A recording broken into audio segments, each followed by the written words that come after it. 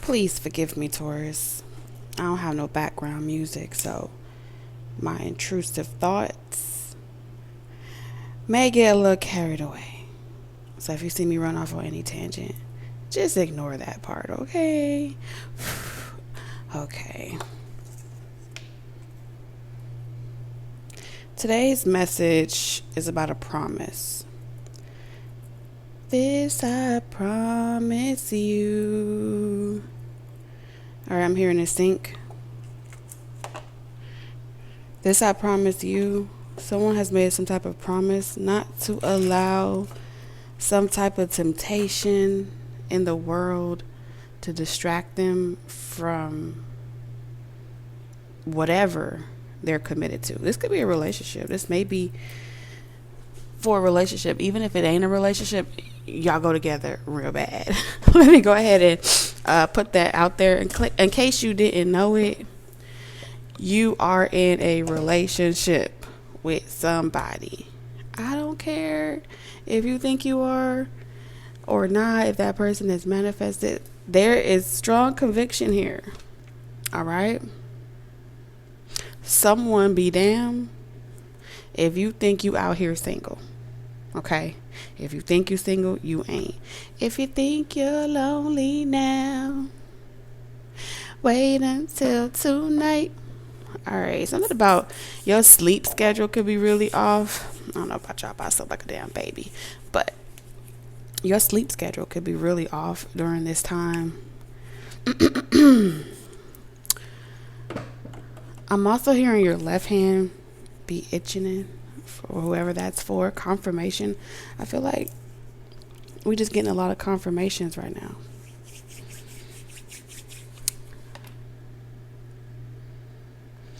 Everything that someone is doing is homegrown. Okay? I'm getting downloads. I'm getting channel messages right now. Everything that someone is doing is homegrown. Every brick that they lay down is a brick towards the foundation of your relationship. That's how committed and dedicated someone is. All right? This person is someone you can trust.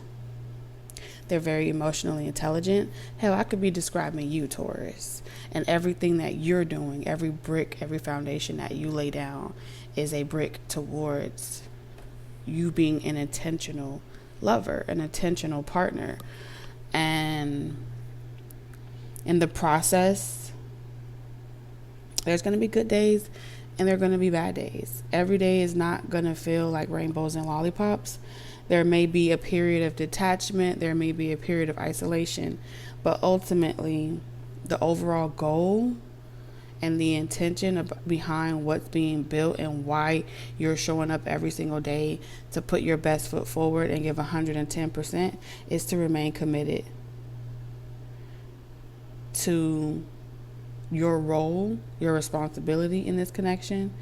And so I'm getting a lot of reassurance that may come through in this reading, okay? It's like I'm moving forward. I know what I want. I'm not going towards anything in the past. Anything trying to create hardship or take me backwards. I'm moving as far away from that. And this is a transition period, but I'm not going to let my intrusive negative thoughts stop me from going in this direction. I'm not going to allow my old self tell me I don't deserve this. I'm fully dedicated and devoted to being with the person I'm meant to be with. And anything that you've had in the past, anything that this person has had in the past, it wasn't your person. It wasn't it wasn't it. And so yeah. I feel like it is a process, it is a transition, but ultimately there's healing here. I also feel like you are giving good advice or you're getting good advice. Either you're getting it or you're giving it, but I feel like it's going both ways. And that's where the reassurance is coming from. So I don't know if this is you or someone else or a combination of both. It feels like both energies interacting with each other, but take it how it resonates. Nonetheless, welcome back to our Secret Love Nest. Taurus, TT here with another channel message for all of my Taurians. Welcome back. I think I already said that. I did. I said that already. Anywho, my only request moving forward is that you indulge responsibly. All right. We had a little blooper, but we're back on track. Okay, we had a little blooper. Doesn't it? It's like, it's exhausting trying to be perfect, right? That's what I think. Shit. It is what it is. All right, channel messages for Taurus.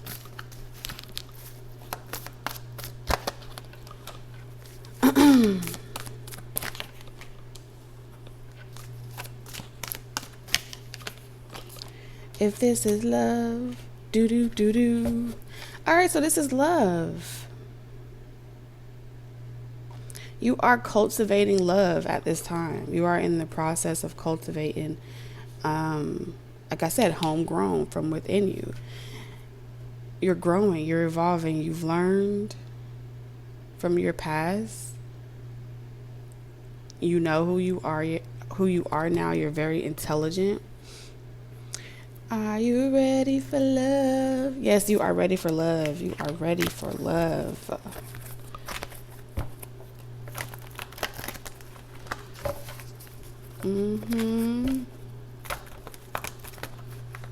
I feel like all this came from putting your love into something, right? This is creating a book, writing a story, narrating something, directing. This is also a director. I'm hearing director's cut. All right, you could be a director,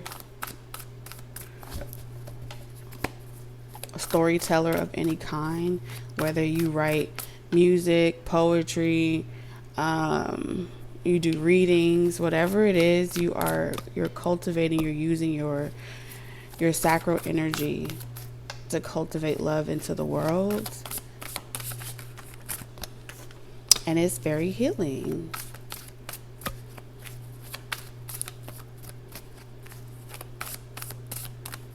You were given this creation, this idea, but I'm hearing it was homegrown, so it came from within you. With the cards that you were dealt in life. Now, typically you would hear me say lemonade, but that's more of a masculine energy. I would tell you, you're turning lemons into lemonade, right? It takes a lot of work and a lot of action. What this is saying is that it's coming from within you. You've repurposed something within you. So this is saying like you digested your own. So turning lemons into lemonade would be equivalent to you taking a situation and putting something out there into the world, for it to come back to you later. What this is saying is that you drank from your own wealth. You drank from your own cup. You loved on yourself. It's homegrown. So you get to experience it first. You get to have the endorphin hit yourself. And then after it's gone through its digestive process within you, then it's given to the world. And so that would be the projects where you sit with it, you write about it, and then you give it to the world because you got to experience it before anyone got to read it. You see what I'm saying? Or anyone else got to have it. And so that would mean that you wouldn't have to go back to reread it or you don't have to rewrite the story. You're on to the next one. And so this is also equivalent to, you putting out content, you already experiencing it. And so you're on to the next thing. So what's current for some people is old news to you. And that's kind of the creative process that I'm seeing here. So by the time the world sees it, you had already been battling with it years prior. And so that's how you know it's going to be healing. That's how you know it's divine, is because you have to go through it first. And so a lot of times, like even as readers, psychics, mediums, we have to go through the shit first, right? You can't speak on how to overcome a certain experience if you didn't live through it, if you didn't survive it. And that's kind of the same energy here.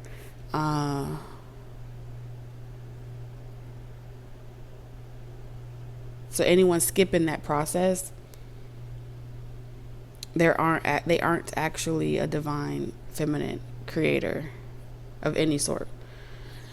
Masculine energy also uses this themselves, but they use their divine feminine energy within themselves, and they create this same experience. All right, this is where the encounter happens. And so an emotionally intelligent masculine energy would have the ability, they would have they're able to express their divine feminine energy from a balanced perspective, where all the creation happens, right? Because they deeply understand the unconscious, the subconscious realm, and what unconsciously motivates another person, because they experiment on themselves first. And that's very genius. Something about emotional intelligence, especially mastering that as a masculine energy, is going to heal the world a lot. The more masculine energy are able to express that divine feminine energy within them from an emotionally intelligent frequency. So a man in touch with his emotional life is pivotal right now. It's the love that we need, right? Let's just be very general, right? A lot of women do not like being a supporting cast in a relationship because it's not valued. Over time, generations value less the person that's taking care of you. And so eventually the person that takes care of you gets treated the worst. That wasn't how it used to be. The person that took care of you, you reciprocated it, and you treated them so well to the point where they wanted to take care of you some more. And so I feel like you're bringing back something that's like an old dying, something that was homegrown. Like you're homegrown this way because it's like a dying breed. Okay, it's a dying vibration or frequency. But through you mastering your emotional intelligence, you're teaching the negatives and the positive, how to recognize if this is a positive, if someone's taking care of you, and you connect this to the positive, then naturally the negative is like a battery pack, right? The negative charge, then the other one would be negative.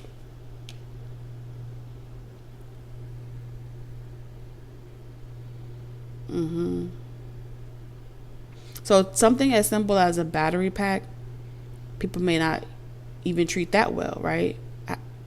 Something as simple as a book. They throw the book on the bed, they throw the book on the floor, they don't care. It's kind of like, oh, that's not a value anymore.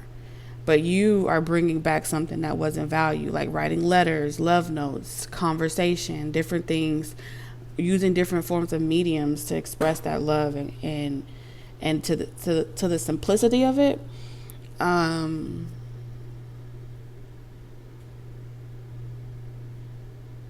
feel like that's why you were chosen to do this.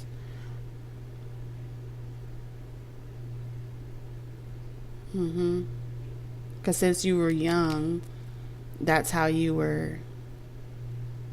It's not that you were taught or told what to do. That's how you were treated.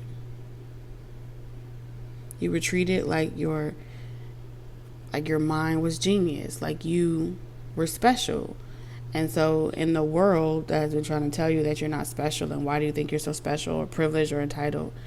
I think it's because over time, generation after generation, it's not valued anymore to be the person that can read what someone else needs, knows what another person needs. It's off it's often perceived as an expectation, which depreciates the value of what goes into constantly being in tune with another person's heart and what they need or what they desire. So how do you know that you are being valued and appreciated?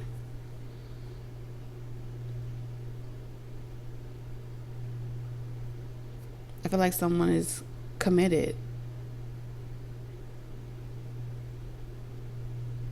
to demonstrating how they value you and how they appreciate you. What better way to show you how much they value you and how much they appreciate you by shining their light and you being their inspiration. Not saying you being the inspiration as in taking something from you, but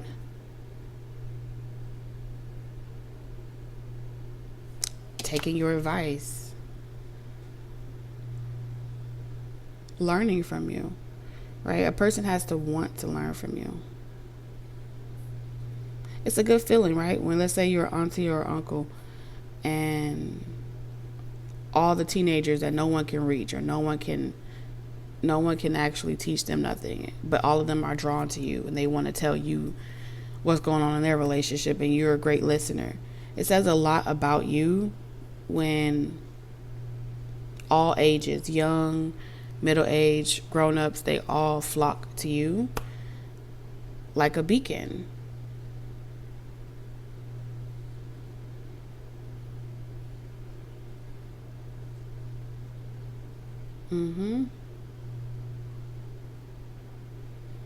And so those are like supporting cast. They're not really in the forefront needing all the attention and X, Y, and Z, but they're the most influential, especially from a community, from a family standpoint. You're the place where people go when they have nowhere else to go. That's what I'm seeing here. So it's great honor in that. And I do feel like that is something that sets you apart from the rest. The aunties and uncles of the world, okay?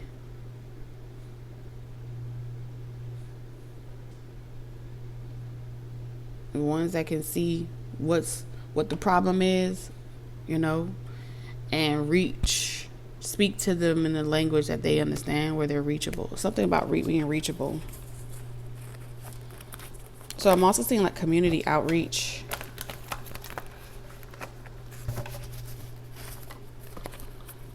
Especially when they're like halfway houses, transitioning, because it's giving me like the dog whisperer, but think about it on a bigger scale. The world whisperer, everyone says that, oh, this person is they're unsavable. They're just forget about them. They're never going to learn. Treating them like they're a bad dog, right? But because you understand the unconscious motives of the human by design or whatever you may be studying or researching, astrology, whatever, no one takes out the time. Everyone either locks the person up or dispose of them, but they never take out the time to put that dog on its back to offset. So there could be some reprogramming, like Buzz Lightyear needs to be put on his back so Woody can hit the factory reset button. All right. Did y'all know that orcas as well, sharks, which is considered, one of the apex predator in its territory or whatever, when you put a shark on its back, it goes into a state of paralysis. Did you know that? And so it's like every bully has a bigger bully. And so to mankind, to every bully that's unable to be checked or unable to be told anything, there's a bigger bully. And in this situation, think of an angel like a nice bully. All right. Someone that's willing to put you on your back, sit you down. There's always checks and balances.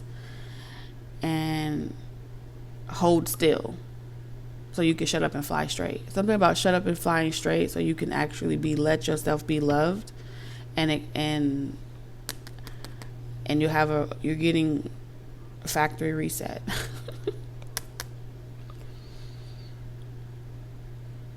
And while you're on your back, you know that little thing off Men in Black where they like, everything that happened to you before this moment is about to be erased. It's gone. You just gotta let it happen.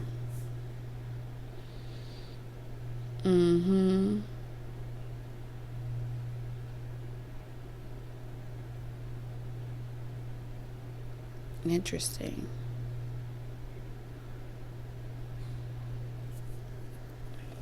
I feel like your rebel days are over.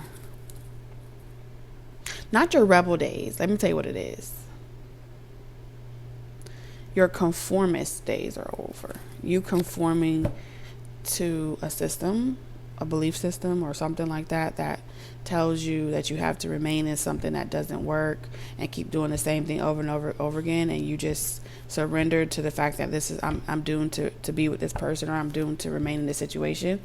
That is being factory reset up out of you, and you're writing a new story. You are the author. And that angel is helping to heal.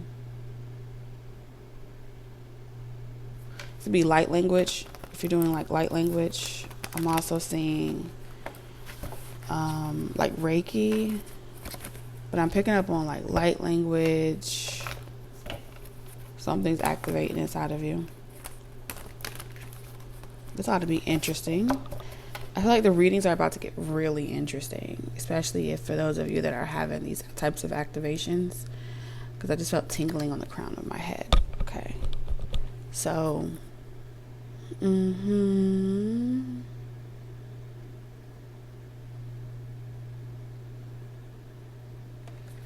yeah, it feels like you went on a journey with a spirit. 8, infinity, as within, so without, as above, so below.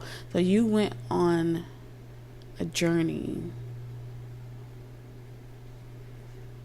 within yourself, so you can reinvent yourself, recreate yourself. And I feel like that's where the transformation is happening right now. The metamorphosis is happening right now.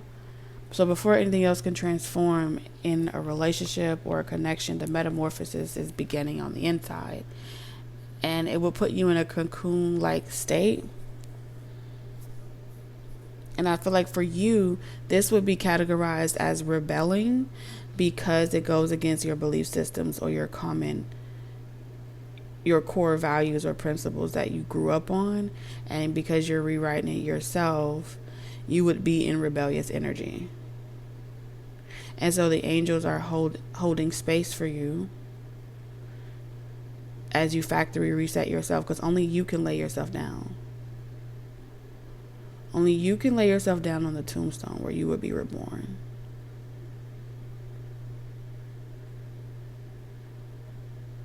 Wow. Okay.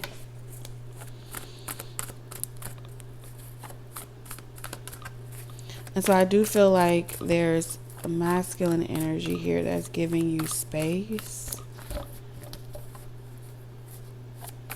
to be still.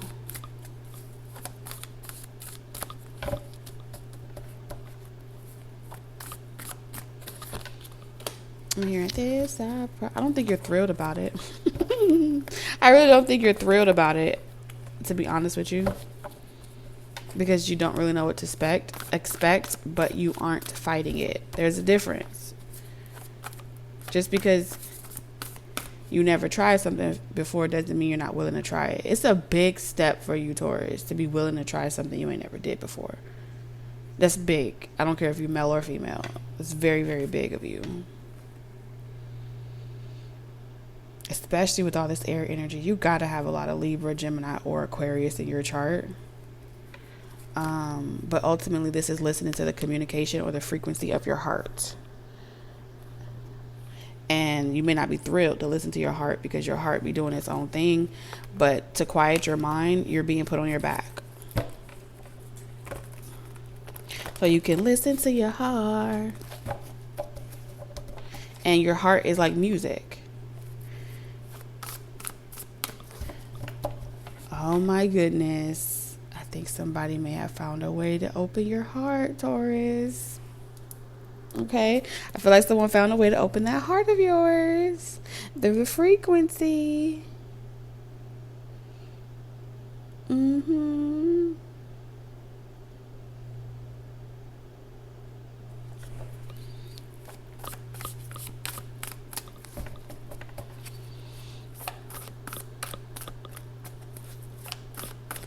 The number 13 could be significant. Be a 13th day, a 13th number, or the 13th of something. I don't know.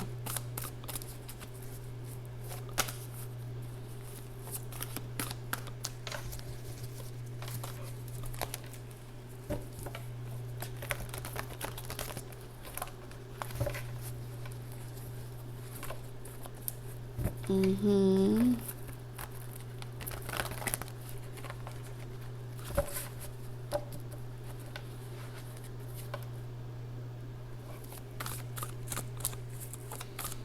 I feel like you're a really good friend. You're a really good friend.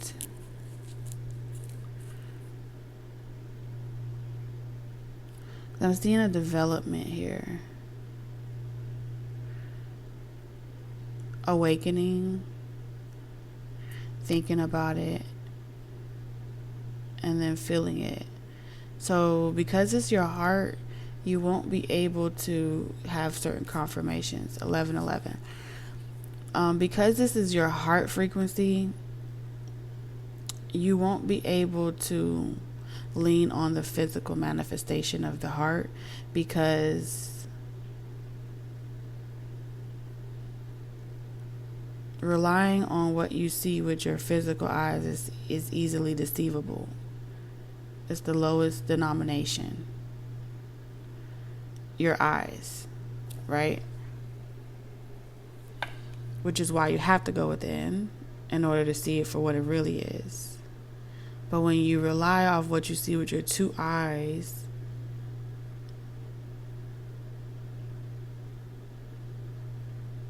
you keep the same narrative.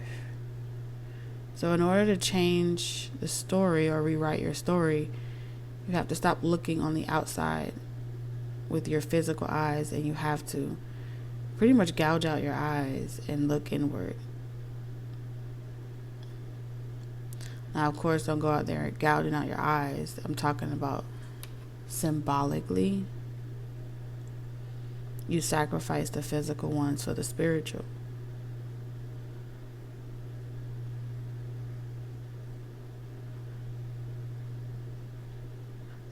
I could be describing initiation as well. In order to perceive love at its purest state, doesn't need confirmation, doesn't need validation.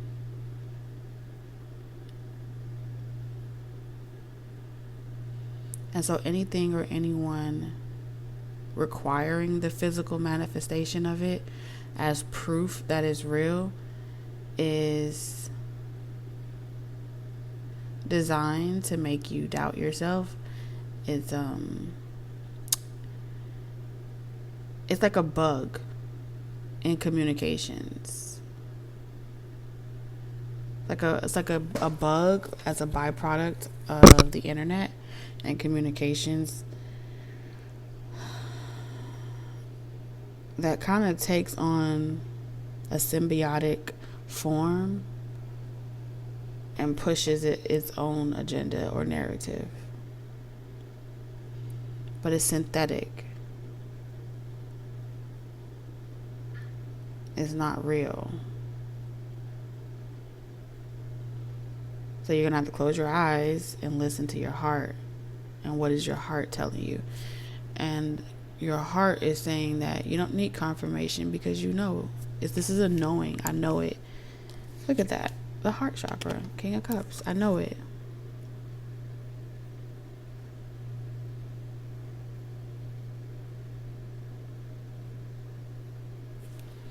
This is like, I know where my heart belongs. I know 35 could be significant as well.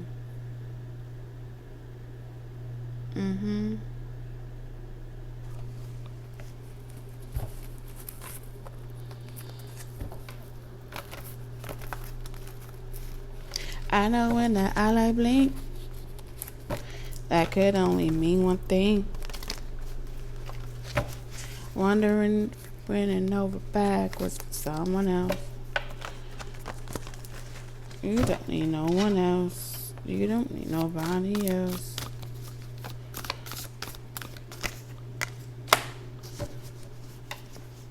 Goodness gracious, Taurus. You've been trying to stay out your feelings. You've been healing. You staying out your feelings. All right. Wow. I mean, there ain't no denying it, though. Man holding your heart.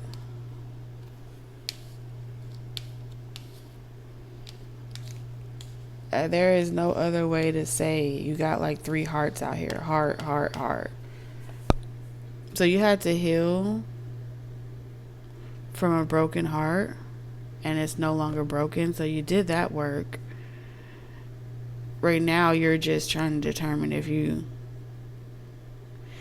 got it in you to open your heart to feelings again.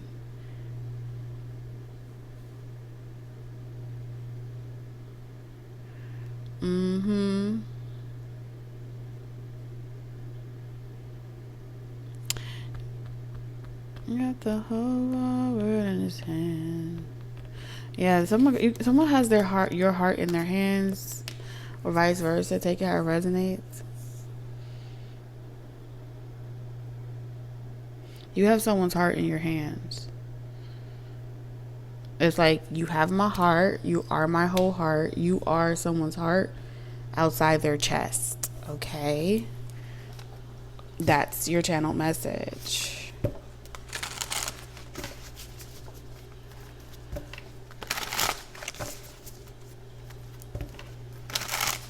And I think we are finally moving out of we've been going through a transit or a transition, and we're moving out of a phase of having to prove that. And we're going into a phase of knowing that there's a difference.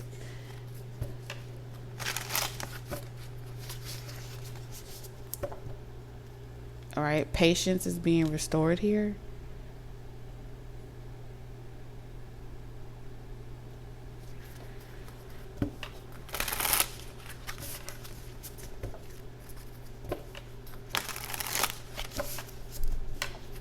Like, you have it in your hands. If you ever want to know, you have it in your hands. Okay? You can read it. You can play it. You can watch it. Something saying, like, you have it in your hands.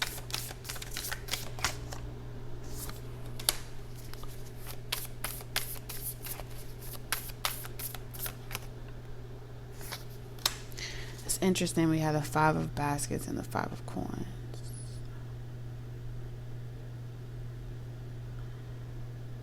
So when you tune into your heart chakra, right,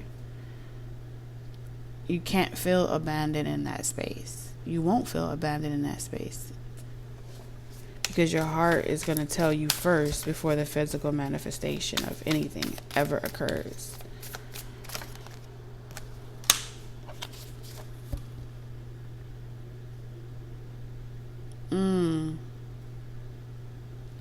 So I do feel like something to do with creation. Like, let's say you created a project, or you started a business, you created a project, you put something out there into the world, and you love this thing, right? And with all the changes that are occurring in you, it looks like you've been having to grieve that thing in order to go wherever you're being called to go, right? Do something different, someplace else. It's like, in the meantime, in between time, I'm not saying you'll never come back to it or something like that, but a lot of times when it's your turn, to experience the blessing that's coming for everybody, when it's your turn up, when you're next up, right?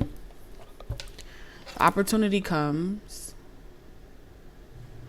and let me put it to you in a layman's term, okay? Let's say you have a shop. You put all your love into the shop.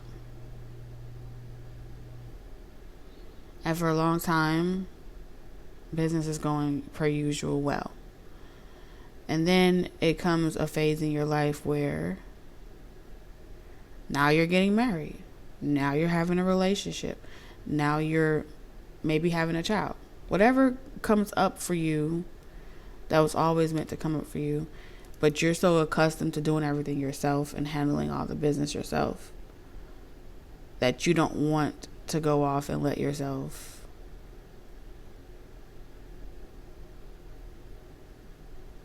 do other things, right? Other areas of your life. What happens is you try to do it all. You wear yourself thin, and your desire to show up to the shop every day is depreciated because you really don't want to be there because you need to be doing something different in the meantime. But you're trying to remain committed. You're trying to remain consistent. And so the way you feel about it may be salty at times. Long story short, had you just hire an assistant or hire someone else to manage it while you're away, you would feel like you miss it. So this is pretty much saying you have to give yourself time to miss something. And it's an important necessity, and it's not an abandonment wound, and it's not you being rejected or losing your spot. It's giving yourself permission to miss someone, something that you have. That's how you remain committed. That's a true statement. Absence makes the heart go fonder. It isn't a reflection of a person not loving you. It's actually a testament that I want to be with you longer than just rushing to have it all at once. Same concept with work. I want this company to be able to last a long time. So the more you're able to stay away, or you allow yourself to stay away, and you let other people perform their task, they get to rise. It's a win-win situation. Other people get to get experience and rise in their status, and then you get to facilitate and create the environment that allows them to excel. And so there's no shame or break in your dedication, creating the space that allows others to shine in. All right, you may be transitioning into that teacher that allows other people to experience for the love of something that you do. And if you had to heal that rejection wound or that abandonment wound in your work life, it could show up like, not getting the reciprocity for your efforts in a career or a dream. But really, the message that you're getting is, we would like for you to become the principal. You know what I'm saying? We would like for you to take on a master teacher approach and be the door that other people can walk through and create that safe space that allows them to transition and do what they love. You go from being the talent to the person that maybe manages the talent or helps the talent get seen. Be the director. So it's like you're getting an elevated position, but you want to stay. You were kind of struggling with that transition point. And it has something to do with not wanting to fail or quit. Want to keep a promise, but you're keeping the same promise. You just have to be able to see it on the next level. And for a long time, it's saying that you were stuck on one dimension of consciousness or 2 dimension, trying to get you to see how you can continue doing what you love, I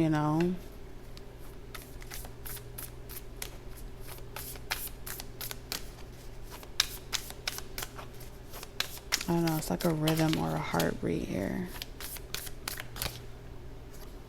You have 555. So there's an angel number.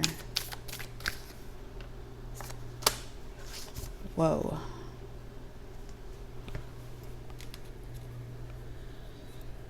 Are you recreating your own heartbreak scenarios? I mean, I can see this happening. Like, if someone is a creative, this would be the perfect example of, you know how there's some content creators that make, oh my God, my boyfriend cheated on me, they don't like me, da-da-da-da. And it gets everyone on this emotional roller coaster. And so there's this highs and lows that's constantly duplicated because it gets a lot of attention or it gets a lot of traction. So you may be recreating that if you're a content creator, where you don't really have nothing bad happening, but it's something that constantly stimulates, or it's something that constantly gets attention, right? Because attention is power, right? Same thing if this is like writing a book. Everyone always say, oh, that's what I don't like about social media, because it does this X, Y, and Z. What's the difference when you make a movie? Every story has its highs, its peaks, its lows. It's a rhythm. It creates it invokes emotion. Same thing with writing a book. You're going to have your highs and your lows. And so the classical narration is loss, being found, all right, and moving on, walking away. The classic is, I give up, I don't want to play this game anymore, I don't want to fight anymore, but it hurts me to let go. So there's this classical rhythm, all right? Maybe you're an orchestra, or you know how to orchestrate, you know how to stimulate the heart, okay? You know how to resuscitate something that's been dead and make it alive. So these are all, I feel like this is a modality, a gift that you have, is you're good at helping people go through transitions, periods, because somewhere along your own personal experiences and what you've gathered from observation is that these seasons are going to come back around like the cycles of the moon and the sun. There's a fact. And so you got like the blueprint. So you're never really worried about having to walk away from something, because you know, Nine of Swords, it's never really over. This idea that you're over and something is done it's empowering for a moment, but the season will come around and the feelings will come back up.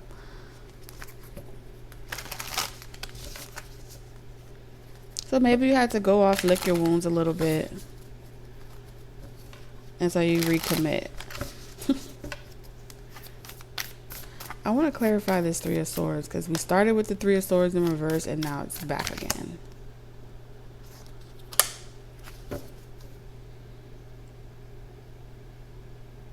Sheesh. Okay. Mother of Swords.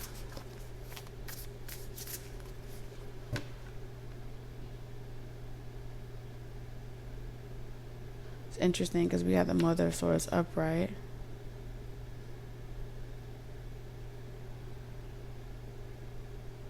Is this leaving one person for another?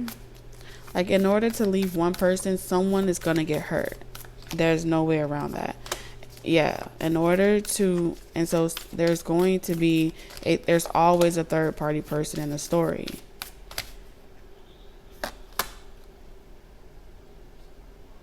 There's always going to be the antagonist. Sometimes the antagonist comes up as a mother figure. Sometimes the antagonist comes up as, it manifests as an ex. And so there's so many different ways that that person can come in to make you try to doubt the direction that you're going in. Justice. Yeah.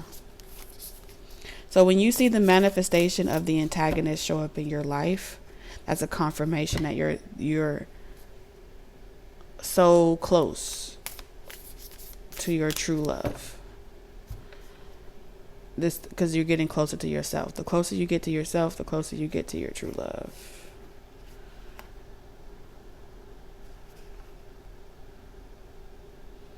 And the antagonist can feel that you've let go. And so they're going to come and try to make peace. Eight of Swords, to put you back in that box, to put you back, to separate you from your intuition. And so really it's a battle of you. It's a battle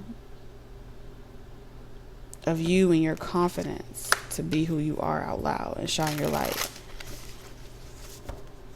And so I feel like in order for you to get closer to you, your true love has to hold space for you to see yourself in or to see themselves in. And I feel like you guys both do it for each other in order to continue making sure that you aren't limiting your belief systems. You aren't limiting yourself to belief systems, the world.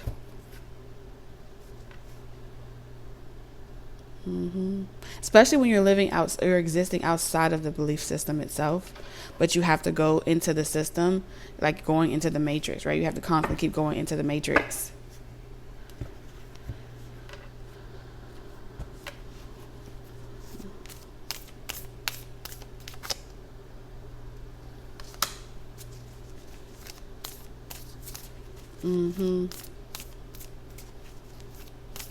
Because now, like, once you and this person are finally like together, you guys going into the matrix would pretty much mean an extraction, right?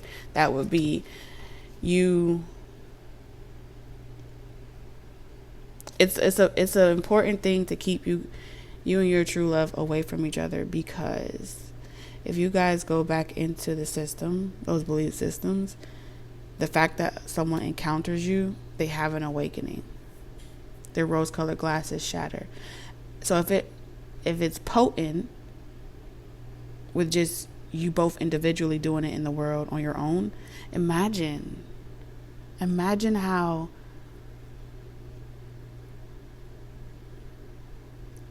much of a catastrophe it would be if you both walked into the room together. Think about that for a second.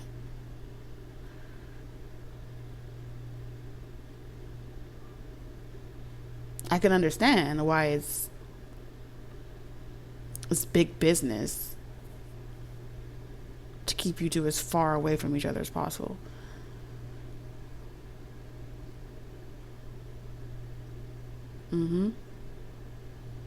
It's too much light in one space. That's how they feel. It's too much light. It's amplified light in the dark. And then things will start to wane on people. Because they're presented with a choice. You never know what you're capable of until you're exposed to better, or you're exposed to something different outside of your norm. And that's pretty much what you guys both offer. It's the possibility is supposed to remain a possibility, something that nobody ever gets. But when the possibility is manifested into the flesh, what an awakening the world would experience. Wow, let's close this up. It's like it's gonna make every person like look in the mirror, like, is this the life? Is this the life? It creates a hangman experience. Is this the life that I want? Did I choose this for myself? Am I getting what I want? What? Sheesh. This is gonna be epic. You hear me? And this is what happens when the sun and moon come together. This is the beauty of opposites attracting.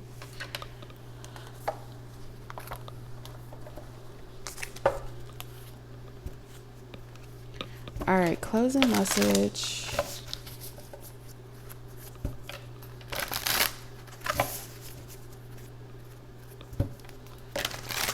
I have just enjoyed our time together, Taurus.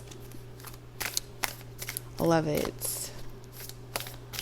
All right, so you have repair. Ooh, I love this. It says making amends rather than fun times reveals a relationship's true constitution. Look at how beautiful this card is. I'm gonna set that right there. All right, let's read it. This is 38.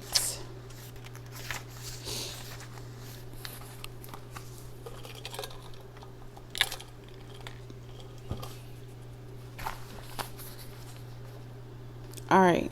The integrity and strength of a relationship lie in how both parties show up for repair, and not in how they play, nor their conflict style or frequency. Although challenges that arise in our relationships can be painful and difficult, they are also how we grow, learn, and explore who we are both individually and together.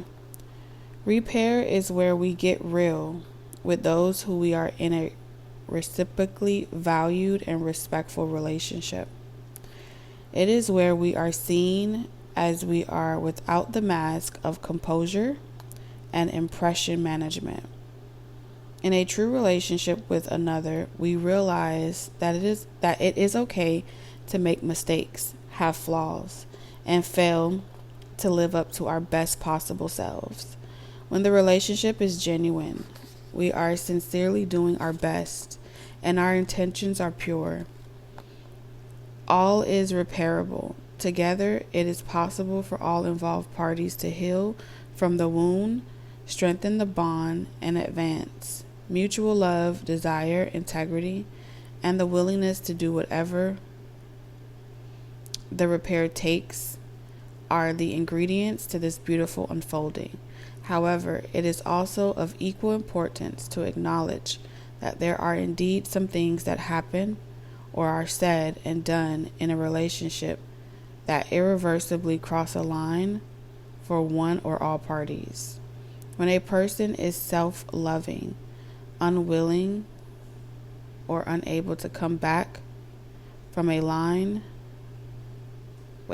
when a person is self-lovingly unwilling or unable to come back from a line of theirs being crossed, a true repair is not an option. In such instances, the healthiest approach is to acknowledge that the relationship is over and to part ways. Although the ending of a relationship can be excruciating, it is optimal to dodge what could involve further damage.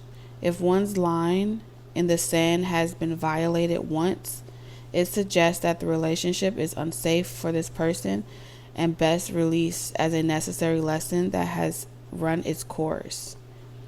This way, each individual can independently repair themselves and eventually move on to the relationship with others that are a reciprocally healthy and respectful fit. Once the relationship with ourselves works in a way that is good, self-respecting, accepting, and loving, it is possible for our external relationship to work in this way too. The featured crone encourages you to welcome the truth in whatever conflict, resentment, or hurt that arises in what is at heart is real, good, and genuine relationship as the opportunity to grow. With good and safe people, it benefits them and us to embrace the challenges, differences, and disagreements that inevitably surfaces throughout the long haul. Conflicts only seem to threaten the connections we share with loved ones. This is especially so when we let them fester without discussing an issue and do not equally commit to mending whatever stitches have come undone. Instead of disagreements temporarily separating us from our loved ones, any damage the relationship suffers is an opportunity to increase the intimate connection. This can be done if and only if both parties are equally invested in the relationship and want to do the work to repair. Before starting to repair a rupture in a relationship, it can be beneficial to take some time out to calm down and get perspective. Time apart gives us the space to learn how much we truly love and value the other person. It also gives us the time and capacity to consider the issue from their point of view and to see if and how we indeed could have responded in a more thoughtful, graceful, and effective manner. The realization, like the repair, is both the gift and the growth as we mature and increase in authenticity with one another. When bringing conflict to the table, if both parties can respectfully, safely, and patiently meet each other halfway with a genuine willingness to work it out, they are blessed with a sacred relationship. Crohn's message: authentic relationships are made of what it takes for shared repair and growth. Taurus, these are the messages that I have for you. I want to thank you for loving me, receiving me wholeheartedly, and accepting me as I am. May all the love, support, likes, shares, super chats, and virtual hugs that I receive from each and every single one of you on this channel be multiplied abundantly over your life. Love you. TT out.